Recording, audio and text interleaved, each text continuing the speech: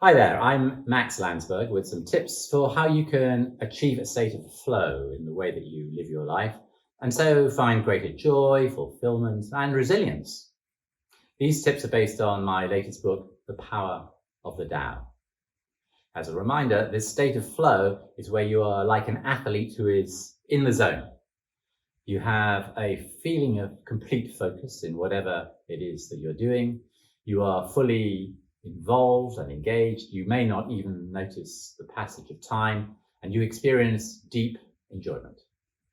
In this flow state, evidence shows that we can become 200% more creative, 400% more motivated, 5 times more able to learn, and 5 times more productive. And it turns out you really can live in this flow state, not just for minutes or hours, but for most or all of the time. The way to do this is based on 7 principles of Taoism, drawn from the ancient Chinese practice and tradition of that name. Today we'll have a quick look at the 3rd principle.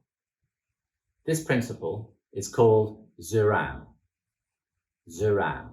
This Chinese word is quite hard to translate. Its core meaning in Taoism and in thinking about the flow is the process by which something naturally happens.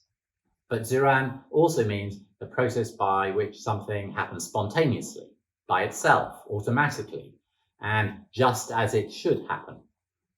That is, as it should happen according to how the cosmos works, not as ordained by society or by a law.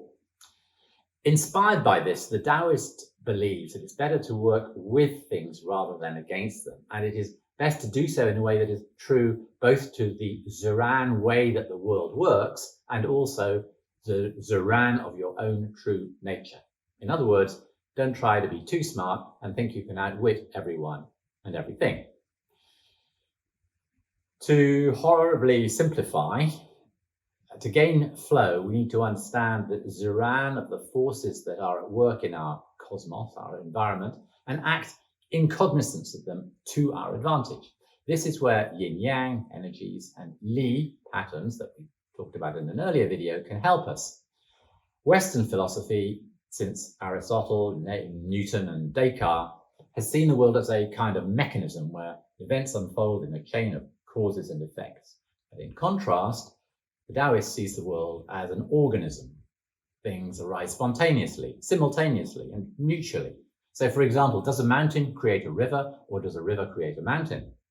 In fact, the mountain and the river arise mutually, because the mountain causes condensation of water from the air, and this runs down to create a river, but simultaneously the river carves out a valley, which then defines the mountain. By paying attention to this Ziran, we can become more alert to the risk of unintended consequences, for example, if action is overly focused and forced and out of tune with the cosmos and its timing. So rather than pushing the river, the Taoist favors using the river, or even being the river of these natural trends. More enlightened modern leaders and managers often use this principle. They nudge, tempt, and urge teams in a way that amplify people's own flow. And forcing a change in course through directive instructions is rarely sustainable. So by attending to Ziran, the natural way of things, and how things are related to each other, we can experience greater calmness, creativity, growth, and flow. All of this is explained in more detail in The Power of the Tao, which uses everyday examples and some memorable stories to show how to adopt this habit. Books available on Amazon. Thank you for listening, and may the Tao be with you.